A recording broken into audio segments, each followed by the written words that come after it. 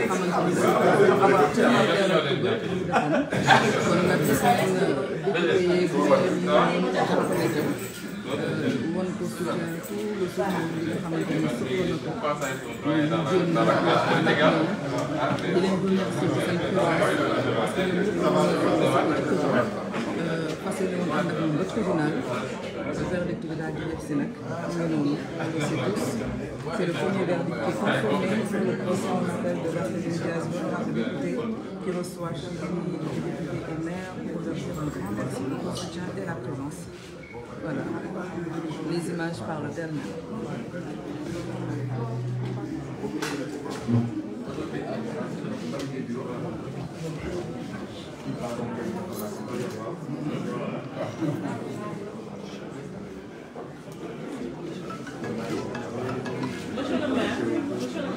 J'ai un message. Monsieur le Président, juste 2 minutes. Je voulais, en présence de l'équipe, que je félicite d'abord, parce qu'il n'a pas été honorable, parce que nous sommes très fiers qu'il soit à l'Assemblée. Mais monsieur le maire, la jeunesse dakaroise, et je pense que je peux parler sous le contrôle de Barthélémy Diaz. Les gens ne se sont pas mobilisés aujourd'hui parce que vous êtes le maire de Dakar. Les gens se sont mobilisés parce que vous êtes un citoyen qui, à tout instant, quand le peuple a été en danger, vous êtes mobilisé pour que les gens puissent s'en sortir. Et je le dis en toute honnêteté, et je le puise au plus profond de nous. Parce que si c'était quelqu'un d'autre, je ne pense pas que le président Sonko aurait été là. La dernière fois, j'ai eu une dispute avec une personne quand vous avez pris le micro. Et j'ai dit, je reconnais aujourd'hui le camarade avec qui j'étais sur le terrain. Monsieur Guy Kesby, mon nom pour bien le payer. Mais je vous dis qu'aujourd'hui, le message que nous lançons, c'est que vous nous représentez au niveau de l'Assemblée. Moi, je suis d'une idéologie qui croit en la lutte des classes. Et je pense que vous l'avez compris. Vous nous représentez en termes d'exemple. Vous avez parlé d'une loi que vous allez mettre en œuvre, mais n'oubliez pas la jeunesse qui vous regarde. Et je pense qu'aujourd'hui, moi, je suis très fière de voir Abbas qui ne se laisse pas faire. Je pense que c'est lui qui m'a un peu réconcilié avec mon troisième mandat. Mais de vous dire qu'aujourd'hui, tous ceux qui sont là ne sont pas là parce que vous êtes le maire de Dakar. Mais ils sont là parce qu'à chaque fois que chacun d'entre eux a eu un besoin, vous avez été présents. Et je parle parce que c'est des gens qui ont travaillé avec vous pendant plusieurs années qui m'ont dit, Aïda, le maire Barthélémy Diaz, des fois, il a un très fort caractère, mais c'est quelqu'un de généreux. La générosité, ce n'est pas le fait de prendre de sa poche et de donner à quelqu'un de l'argent. La générosité, c'est d'être présent, autant dans les bons moments que dans les moments les plus difficiles. Et mon camarade honorable député, Abba, qui pour moi est mon député de choix, il a eu à faire ce témoignage-là dans son bureau quand nous avons été deux. Et en conclusion, parce que ce n'est pas une rencontre politique, c'est pour vous dire que le soutien de tout un chacun, c'est un soutien sincère, c'est un soutien désintéressé, parce que nous savons que vous irez au bout des attentes que nous avons. Et autant vous irez au bout des attentes que nous avons, nous avons aussi la possibilité de le maire que nous avons. Vous êtes très fougueux, mais pensez à ceux qui sont, je ne dirais pas derrière vous, mais qui sont avec vous. Parce que nous croyons que la camaraderie, c'est le fait de se dire des vérités, c'est le fait de résoudre des problèmes, mais le fait d'être présent pour pouvoir résoudre ces problèmes-là. Et M. Sonko, je pense qu'aujourd'hui, on peut faire le mariage, là, imam. En réalité, monsieur le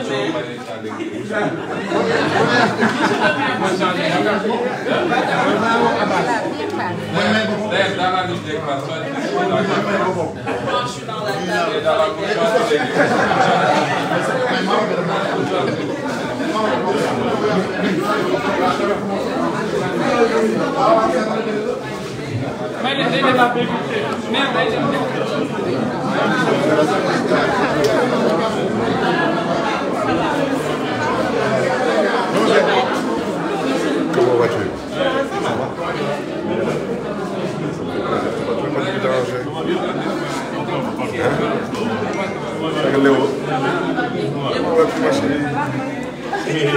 Comment vas-tu? Comment vas-tu? Ça va bien.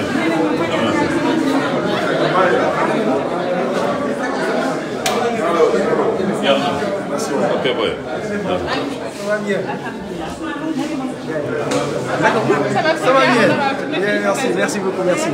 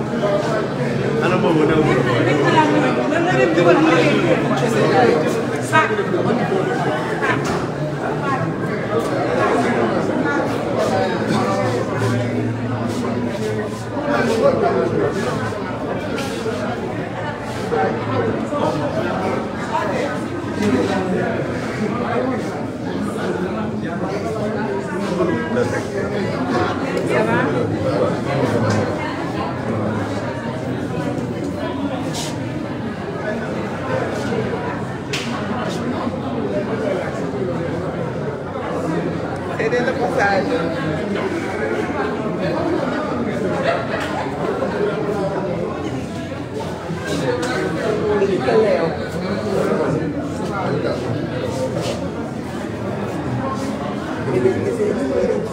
C'est pas pour moi, hein. Anna là, man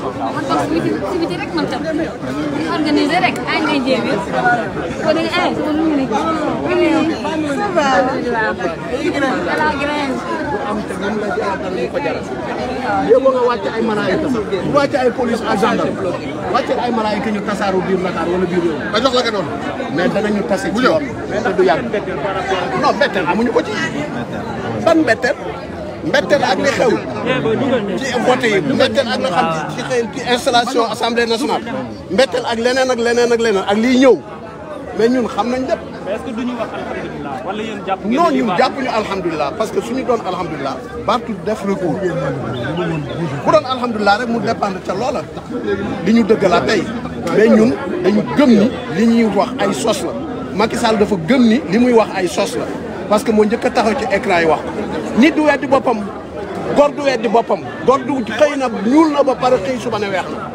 tey aussi depuis. s'il vous plaît naa gaañu ba pare mënu génn incha allah. ñu génnee ñu am yoon. comme ça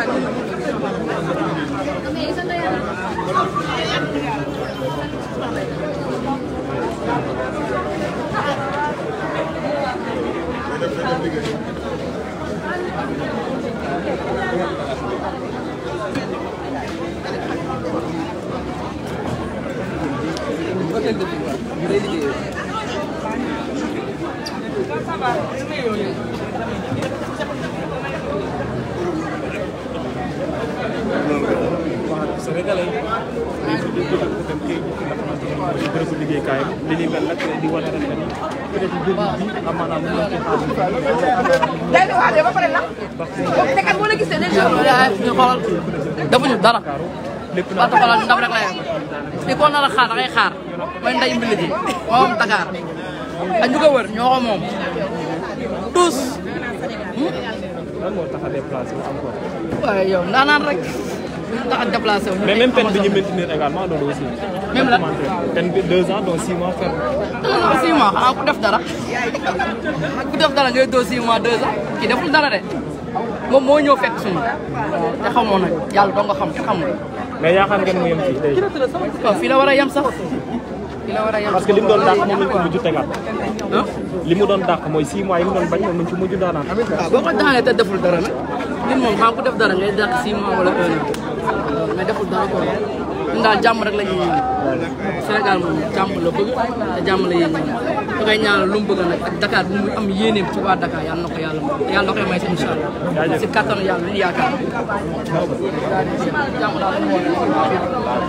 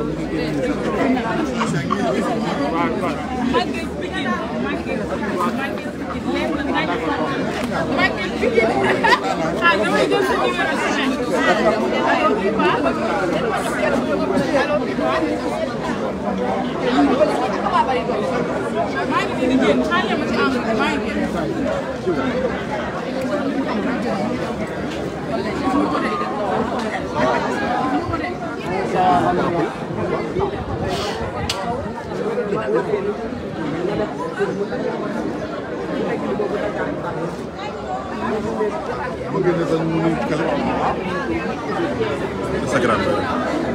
Instagram.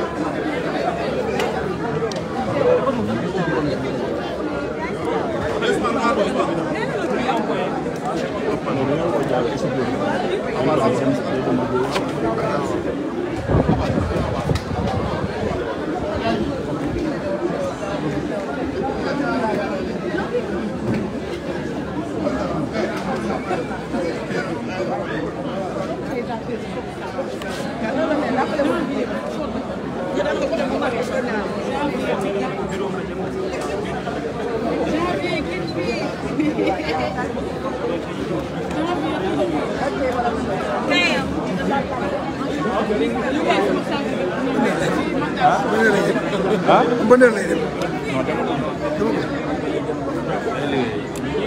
Mu jiitu dem. Bàyyi nañ.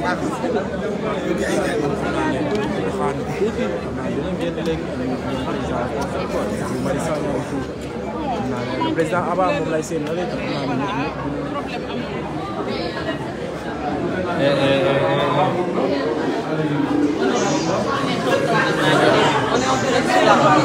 Ok. On va avec lui. Merci. Vous faites une petite déclaration. D'accord. En fait, voilà, on est ici en tant qu'élus, puisque le fond du débat concerne les élus au Sénégal. Vous vous rendez compte que le maire qui est ici a été élu avec plus de 100 000 voix d'écart par rapport à la coalition présidentielle. Vous vous rendez compte? Je ne parle même pas de son score. Je parle de l'écart entre lui et la coalition présidentielle. Ceux qui veulent nous imposer des débats sur le cumul des mandats doivent savoir que c'est ça les vrais débats. Le vrai débat, c'est le statut de l'élu local. C'est quoi être maire au Sénégal? C'est quoi être maire de la capitale? Comment un élu peut être dans sa mairie, être agressé par des nervis et être condamné? Comment on peut être maire de Dakar, avoir un budget, avoir 300 000 francs de salaire? Aujourd'hui, les gens te parlent de cumul de mandats. C'est ça les préalables qu'il faut régler. Et je pense que cette condamnation-là, ce procès-là, c'est quelque chose qui doit nous interpeller en tant que politique et qui nous interpelle en tant qu'élu.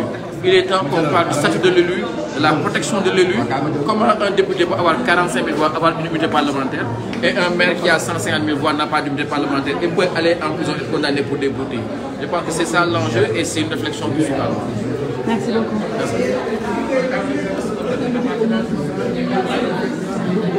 Madame Aïda, honorable. Madame le maire, vous pouvez faire une déclaration par rapport à ce qui s'est passé. On vous a entendu tout à l'heure parler au maire. Oui. Pouvez-vous faire une déclaration, s'il vous plaît? Oui, en fait, j'ai parlé au maire de Dakar parce que nous sommes venus aujourd'hui avec les différents maires pour le soutenir. Malheureusement, le temps d'arriver au niveau du tribunal, nous avons eu les résultats qui nous ont, je devrais dire, assez surpris. Parce que lors des 2 jugements, il y avait assez d'éléments pour montrer son innocence et pour faire en sorte qu'on ne puisse pas, en réalité, qu'on puisse donc avoir une bonne présomption par rapport à la justice. Maintenant, comme tout à l'heure, une de vos collègues m'a posé la question, le reste sera une décision personnelle, donc nous attendons de voir ce qu'il en pense lui-même. Mais nous sommes désolés qu'il ne puisse pas être purement et simplement acquitté. Merci. Monsieur le maire Bassirou Samb, vous êtes ami au maire de Dakar et que vous êtes son adjoint également. Qu'est-ce que vous nous dites aujourd'hui après le procès? Oui, je pense que nous avons fait ce matin, ce moment-là, on a pas dépassé. Parce que 10 ans après, on prend un homme, il n'a fait que servir son pays. Il a été au devant de tous les combats excusez-moi, démocratiques de cette nation. Cet homme ne mérite pas ça. Cet homme méritait d'être chanté, cet homme méritait d'être montré en exemple à la jeunesse. Mais malheureusement, avec ce régime du président Macky Sall, ce régime dictatorial, on veut utiliser ce procès comme un appel de démocratie. Et je rappelle qu'en 2011, quand Jean-Paul Dias venait dans cette même maison, nous étions là. Et c'est Macky Sall lui-même qui avait dit que Barthélémy Diaz avait été agressé. Je pense que Barth mérite respect et considération. C'est pourquoi vous avez vu tous les élus parlementaires comme municipaux se sont mobilisés pour montrer leur soutien et leur solidarité au maire de Dakar, Barthélémy Diaz. Merci beaucoup. Merci.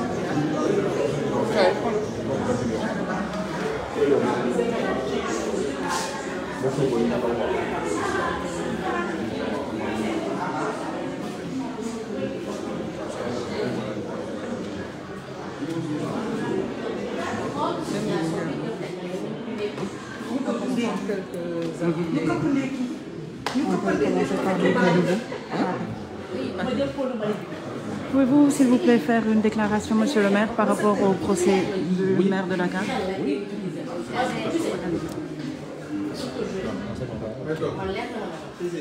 Oui, en fait, voilà, donc nous venons d'apprendre, comme tous les Sénégalais, nous venons d'apprendre avec stupeur la confirmation de la condamnation en première instance, ce qui ne nous satisfait pas du tout, parce que nous considérons que l'affaire Ndiaga Diouf est l'une des taches noires de la démocratie de notre pays, et que c'est dommage que l'honnête citoyen qu'on a trouvé dans son lieu de travail, qui de surcroît un élu du peuple, qui soit attaqué, qu'il puisse se défendre et qu'il soit confronté à des déboires judiciaires. Nous déplorons encore une fois vraiment la mort de Ndiaga Diouf, parce que c'est un Sénégalais. Donc nous compatissons et nous présentons encore une fois nos condoléances à toute sa famille éplorée. Mais sur cette affaire, nous estimons que la justice n'a pas joué pleinement son rôle. Et que vraiment c'est dommage que la justice de notre pays soit encore une fois vouée aux gémonies, parce que rendant des verdicts aux antipodes de ce qu'on peut considérer comme démocratique. Donc aujourd'hui, nous sommes plus que déçus parce que l'honorable député maire Barthélémy Diaz mérite vraiment toute la quiétude qui s'y est par rapport à l'exercice de sa fonction. Et nous osons espérer que cette affaire-là puisse être derrière nous, puisque lui, il puisse être focus sur les problèmes, sur la satisfaction vraiment des besoins pour lesquels les Dakarois l'ont porté à cette station-là. Encore une fois, nous marquons tout notre désaccord par rapport à ce verdict-là qui a été rendu à la hâte, parce qu'on n'a même pas donné l'opportunité au maire d'arriver au tribunal et de se mettre à la barre pour entendre de lui-même le verdict. Donc cela prouve encore une fois que nous avons vraiment affaire à une justice aux ordres et ça n'honore pas la démocratie de notre pays. Waaw yaakaar naa verdict bi tey vraiment ak ni ñu ko yëgee sénégalais yëpp ñoo ci am betteel sénégalais yëpp ñoo ci am naqar parce que affaire Ndiaga Diouf affaire la bu nga xam ne vraiment honoré wul la démocratie de notre pays. Aujourd'hui ci histoire politique du Sénégal affaire Ndiaga Diouf daf ci bokk loo xam ne daf koy gàkkal. Donc tey nag amoon nañu yaakaar ne affaire boobu dina nekk derrière nous et que le principal mis en cause dans cette affaire-là qui est l'honorable député Barthélémy Diaz daan nañ ko blanchir acquitter ko pour mu mën a dellu ci njabootam, pour mu mën a vraiment dox ay soxlaam, pour mu mën a aussi tamit matal li nga xam ne moo taxoon Dakar waaye teg ko fa mu nekk nii tey. Donc lii dafay wane rek ne suñu justice bi wax dëgg yàlla fi ñu ko doon xaar àgguñu fa. Donc lii dafay gàkkal rek la posture de notre justice ndax boo xoolee moom jotul sax àgg tribunal balaa laata muy génn këram lañ ko informé du verdict qui a été rendu à la hâte. Donc loolu day wane rek ne justice bi jusqu'à présent vraiment am na ñu ko ŋànk, am na ñu koy manipuler, am na ñu koy doxal te loolu bokkul ci ñi nga xam ne day jëmale kanam démocratie bu réew. Donc ñun nag en tant que Dakarois vraiment en tant que Sénégalais li xew tey vraiment rafetlu wuñ ko te ñaawlu nañ ko ba fu ñaawlu mën a àgg. Merci beaucoup.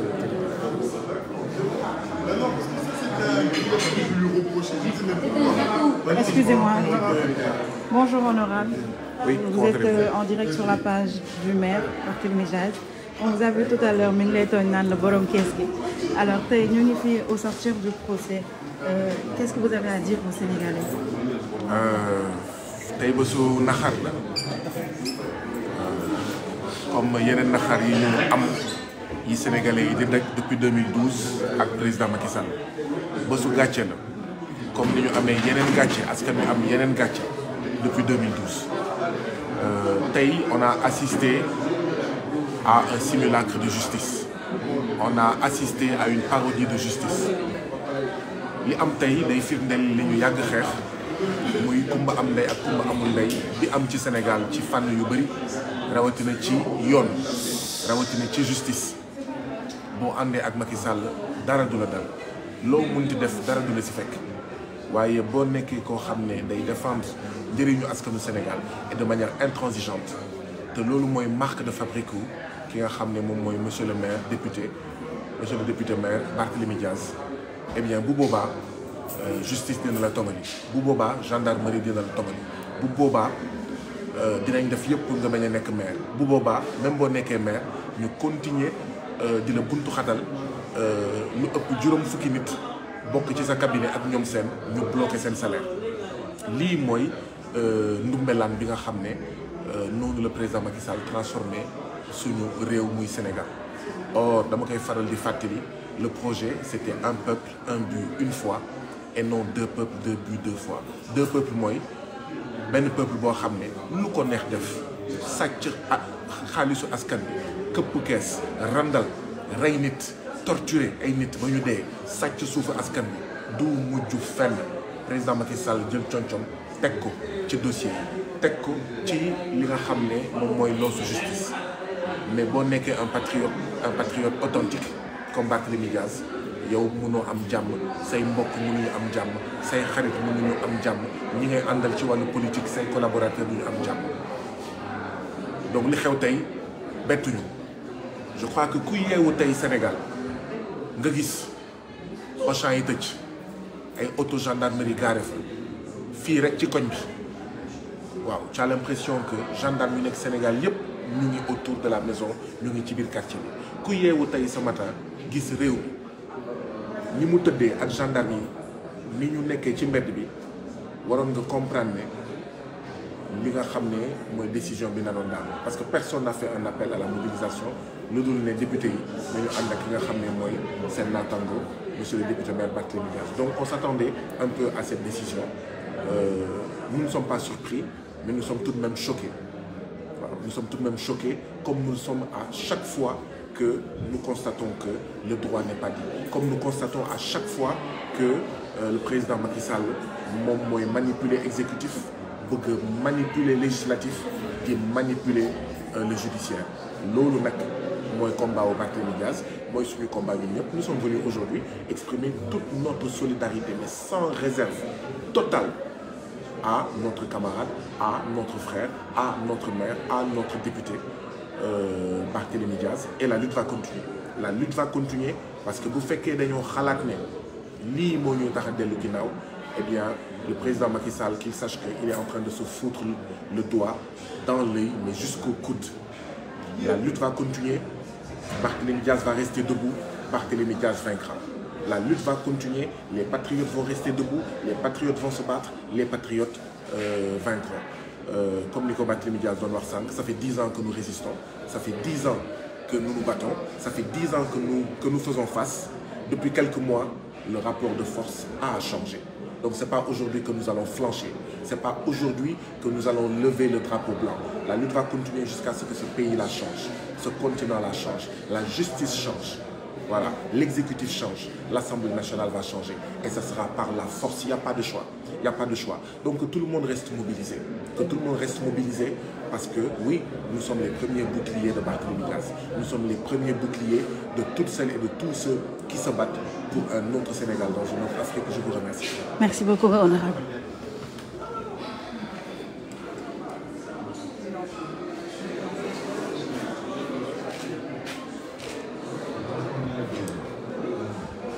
Bonjour.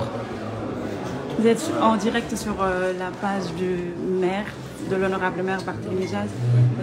Au sortir du procès aujourd'hui, on vous voit venir chez lui le soutenir. Quelle déclaration pouvez-vous faire? Bonjour. Comment? Présentez-vous. Bonjour. Je suis Malasouba Mokhtar, adjoint au maire à la ville de Dakar, chargé du développement durable, de l'urbanisme et en fait, de la protection du littoral. Donc en fait, bon, là je suis venu aujourd'hui, c'est pas en tant que politique, politicien, mais plutôt en tant que frère, pour soutenir mon frère qui, quand on a besoin, il est là. Et surtout aussi pour l'injustice, parce que tout le monde sait comment ça s'est passé en fait lors en fait de l'attaque de Ndiaga Diouf et de ses compères. Donc on sait que voilà, on sait que en fait donc on peut dire que vraiment là c'est de l'injustice parce qu'en fait il n'y a pas de preuve matérielle en fait qui puisse inculper le maire. Donc par rapport au verdict, on est quand même un peu déçus. On est quand même très déçus qu'ils aient confirmé en fait en première instance. Espérons en tout cas que le maire ne fera pas de pourvoi en cassation. Moi en fait c'est mon avis, c'est mon sentiment. Donc on verra après par rapport à sa déclaration justement qu'est-ce qu'il va faire. Merci beaucoup. Merci. En wolof s'il vous plaît. Bon, en fait, dama fi ñëw en tant que frère du maire Barthélémy Dias, mais pas en tant que politique. Donc ñëwoon pour jàppale ko soutenir ko surtout par rapport ak li ñu ko tuumal et tey gis nañ ne li justice bi wax doyuñu waaye on verra moom ci boppam personnellement dina xool ndax dafay pourvoir en cassation